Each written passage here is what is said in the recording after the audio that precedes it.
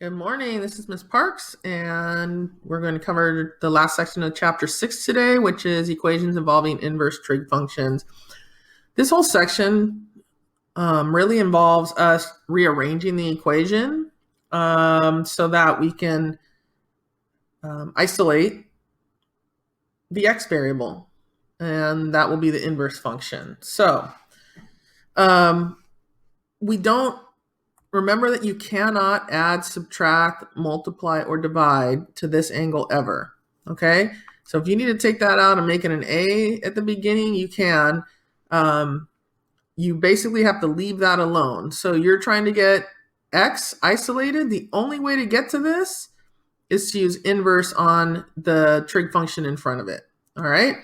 So here we go.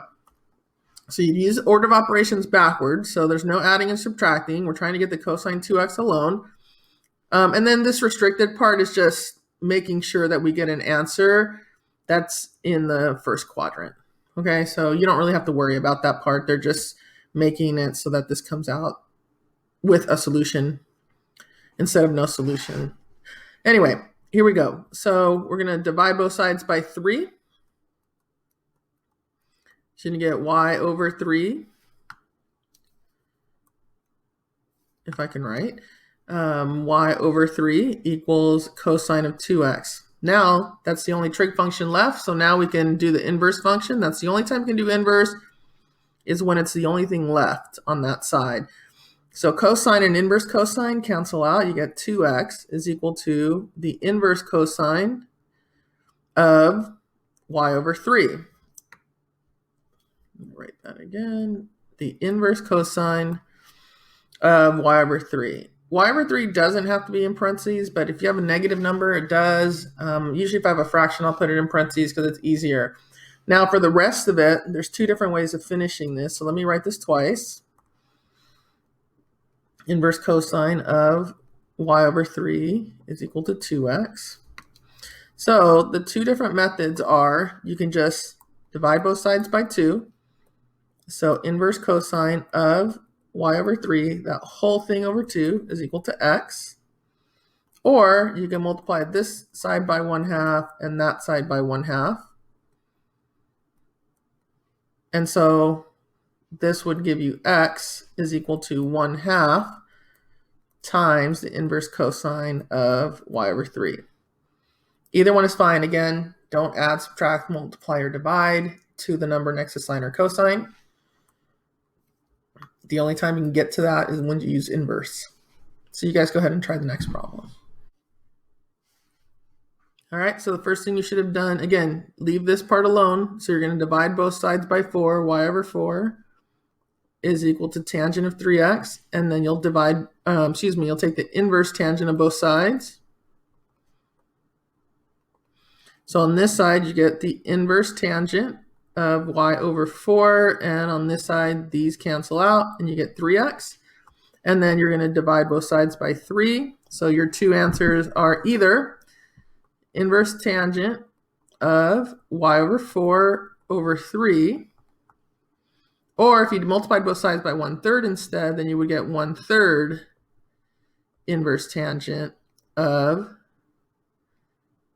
y over 4 equals x. Either one of those is perfectly fine. All right. Next one. So now we need to get to x here, okay? So you're always just trying to solve for x to get the inverse functions done. So if it starts with an inverse, it won't end with an inverse. So like these were cosine functions, so they're going to end with the inverse cosine function at the beginning. That was tangent, ends with inverse tangent. So this is inverse sine, so we'll end up with sine of something at the end. So we leave this alone, so we're going to divide both sides by 2. So then you get the inverse sine of x is equal to pi over 2. So how do I get to x? I undo the inverse. How do I undo the inverse? I do sine, So those cancel out, and I'm going to get sine of pi over 2. Sine of pi over 2 has an actual answer to it. The sine of pi over 2 is 1.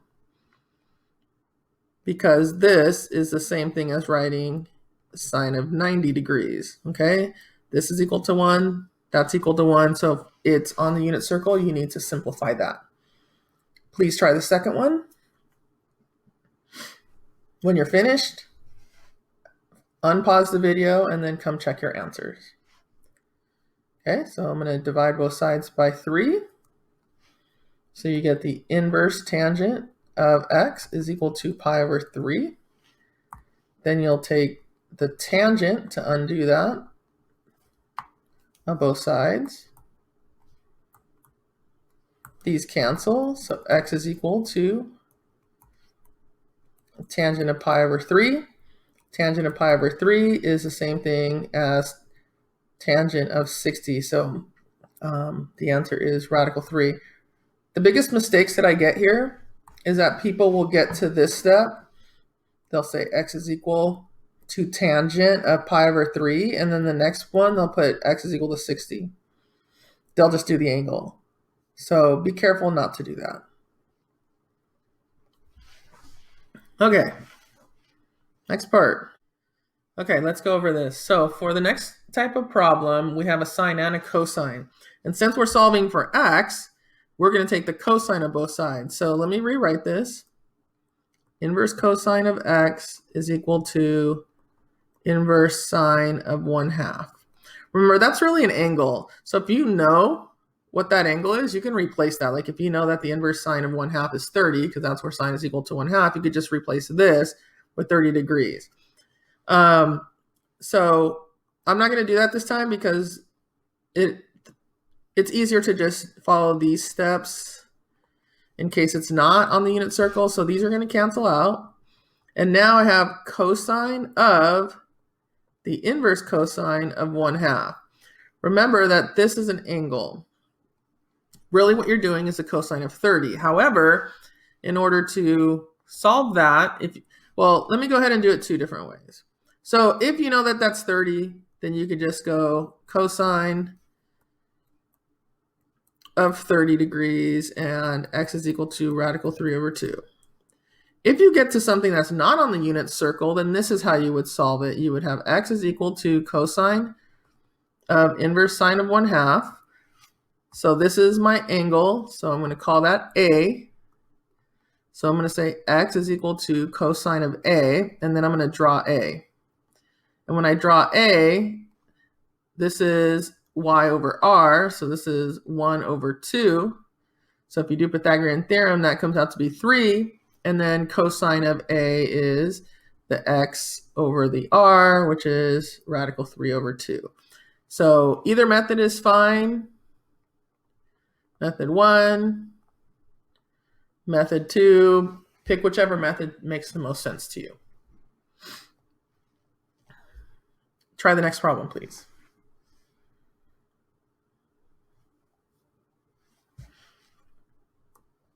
All right, again, I will show both methods. So inverse secant of x is equal to inverse cosecant of 2.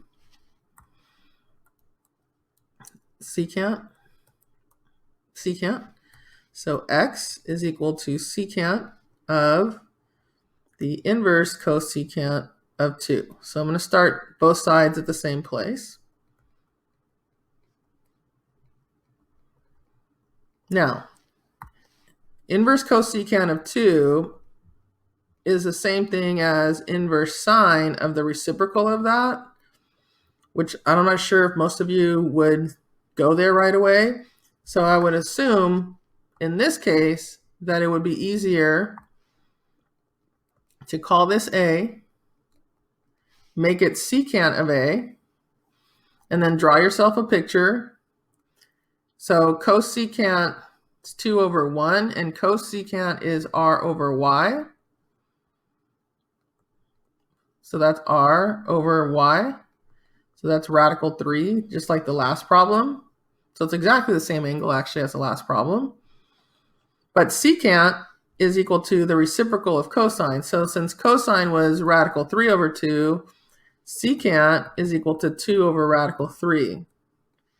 And then you would multiply top and bottom by the square root of 3. So 2 radical 3 over 3 for x. Now, if you use the first method, then you would have x is equal to secant of 30 degrees. If you knew that that was 30, and then secant of 30 would be the reciprocal of cosine, and then you would do the same thing as you did on this side. So either way is fine. I tend to use this method all the time because you could just draw yourself a triangle unless you've already memorized a unit circle and then you know all those values, and then that's fine as well. You can use that method.